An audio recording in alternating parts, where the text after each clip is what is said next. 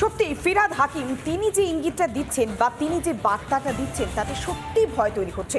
কেননা সংখ্যালঘু যারা রয়েছে তারা কি বেশি দিন সংখ্যালঘু থাকবে? আমরা আলোচনা করব চারটা খবরে, আমরা এই সব বিষয় নিয়ে চর্চা করব। আমাদের সঙ্গে অতিথিরা রয়েছে পিঙ্কি। আমরা প্রথমে আগে আলাপ পর্বটা সেরে নিই। আমাদের সঙ্গে রয়েছেন রাজনৈতিক বিশ্লেষক দেবাশিস চৌধুরী, স্বাগত জানাবো রিপাবলিক বাংলাতে, এবং একই সঙ্গে রয়েছেন রাজনৈতিক বিশ্লেষক দেবাশিস ঘোষ, স্বাগত জানাবো আপনাকেও।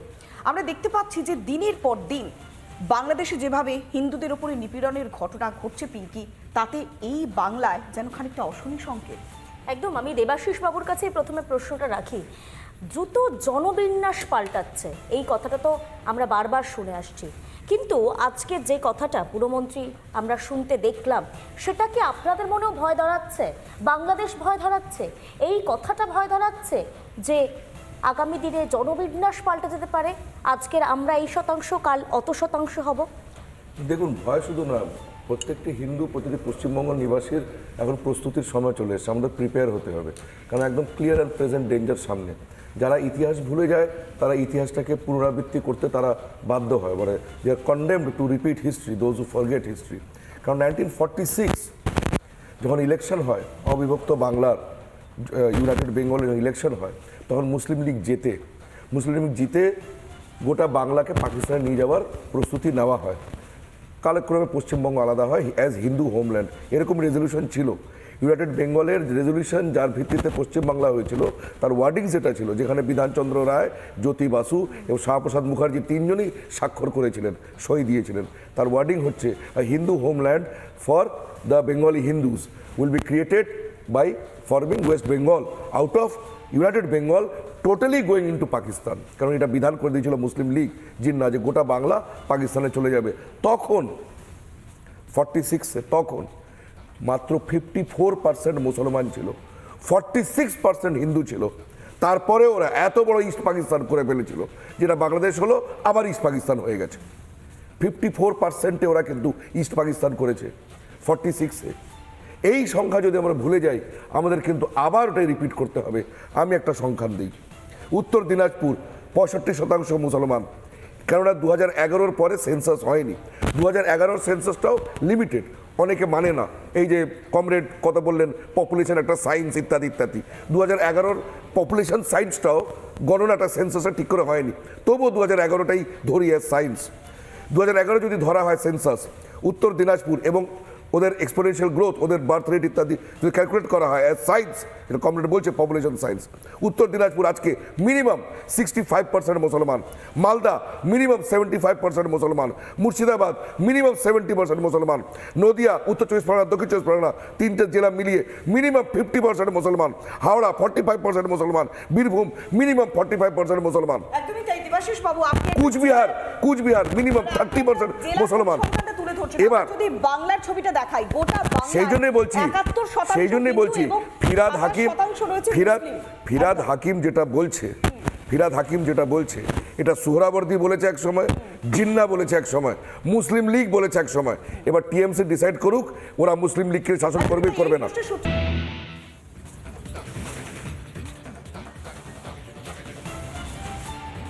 চারটায় আপনাদের স্বাগত, এবং আজকে সকালবেলা আমরা যে বিতর্ক নিয়ে আসবো সেই দিকে নজর রাখবো। একদিকে বাংলাদেশের খবরে তো আমরা প্রতিনিয়ত রয়েছি, কিন্তু এপার বাংলাতেও কার্যত হিন্দুদেরকে দাবিয়ে রাখার চেষ্টা। তার কারণ যে বিবৃতি ফিরহাদ হাকিম তথা পুরমন্ত্রী দিয়েছেন, তা একেবারে বলা যেতে পারে বিস্ফোরক। আমরা এই খবর নিয়ে ফিরবো, তবে অবশ্যই তার আগে একদমই তাই পিঙ্কি, তুমি যে কথাটাও বললে, আমরা যখন চায়ের কাপে চুমুক দিচ্ছিলাম তখন ভাবছি যে সত্যি আমরা চা খাচ্ছি বা সুন্দর একটা সকালের কথা ভাবছি, কিন্তু ওপারের মানুষজন তারা হয়তো ঠান্ডার মধ্যে কাঁপছে, কেননা তাদের ঘর বাড়িটাই হারিয়ে গিয়েছে, হিন্দুরা নির্যাতিত হচ্ছে।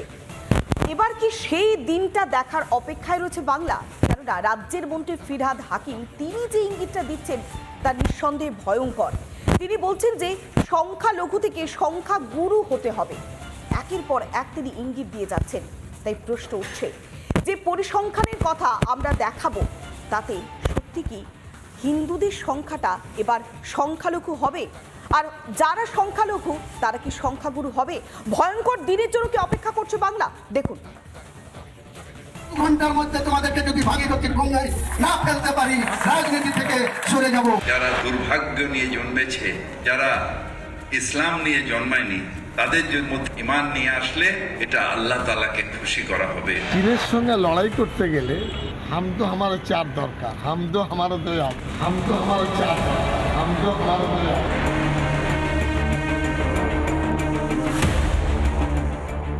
এই কথা পাকিস্তান, আফগানিস্তানের মতো দেশের নেতা বললে মানা যেত, কিন্তু বাংলার মাটিতে দাঁড়িয়ে রাজ্যের মন্ত্রী ফিরহাদ হাকিম এমন কথা বলেছিলেন না।